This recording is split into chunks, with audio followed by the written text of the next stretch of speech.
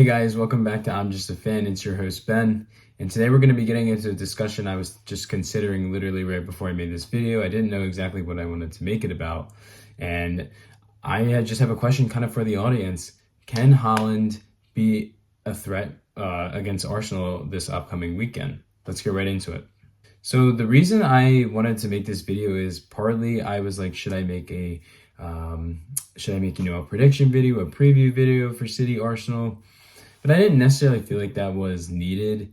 I feel like for me, a lot of what the game comes down to is, again, the title of this video, can Haaland really make an impact against Arsenal's defense? And getting into that, obviously, you got to start with how Haaland has been this year. 9 goals in 4 games. I mean, this guy is just on another level. He's doing stuff that we've already seen him do in the Premier League, but not at this clip. This high of a clip. I mean, I don't even know how many goals he's going to score through all competitions, let alone just the Premier League this year. But I got to say, it's very impressive stuff.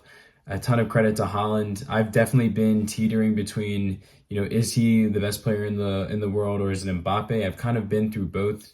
I was more leaning towards Haaland at the end of 23, I guess, a little bit during 23. I would say I was more leaning Haaland, but that was also kind of a little bit then on Team Mbappe for it because I feel like Mbappe is more overall skilled. But at the same time, you can then bring the argument back to Haaland and be like, okay, yes, you can maybe be Team Mbappe, but this guy, when he is presented with a shot to get a goal right in front of the net, he's gonna usually 9 out of 10 times he's banging that shit in. And that goes a long way for City because obviously they get that goal. And no one, and it's nothing disrespectful towards Mbappe. It's just nobody in the world right now is scoring at the clip this guy's scoring at. So just thought that was a fun discussion in itself. But really what I was trying to get into is just the fact that, again, he has had such an insane start to the season. And I think that obviously will continue to go. But he's going against the best defense in the Premier League. And I just think things could get a little tougher for him. But at the same time, obviously, he can also exploit that matchup. Now, going into the season, not even this game, Haaland has the pro of not playing during the Euros. A good amount of the players in the Premier League have played in the Euros or they played in the Copa de America. So a lot of these guys are not as, fit as they would like to be. But this man has just been sitting in, the cryo chamber or whatever you call it. I don't know. I don't know if I'm actually using the right term. I'll put a picture up, though, of Goku kind of resting or whatever he does. That's what Haaland was doing the last 3 months. And you can just see it on the pitch. Again, he just looks so good out there. He's just, it almost looks like he is just more, not necessarily rested than the rest of the league, but he just looks like a tad faster than everyone, looks a little bit more agile, and again, just looks more fresh. I have listened to a good amount of interviews from Pep this year, and Pep has said multiple times that Erling had issues with his body last year. He felt like he, again, wasn't as fit or fresh as he needed to be going into last season, and he thinks that's why there was a part of a decline. Not necessarily a decline, but a more off year for Haaland. But again, I think him having that time off this year has really helped him out just because he's so fresh. And I think long-term it's really going to help him out because so many guys right now are already, reporting that they're feeling gassed, et cetera, et cetera. Nope, not this guy. This guy is ready to score goals, and that's what he's going to do. Now, jumping into the Arsenal side, when you look at the last two matchups against City, both, away and home last year, Haaland didn't score. Haaland actually didn't do very good at all. He didn't really get many touches and he didn't get many chances. And of course, the two main reasons for that are Saliba and Gabriel. These guys, in my opinion, are the best two center backs.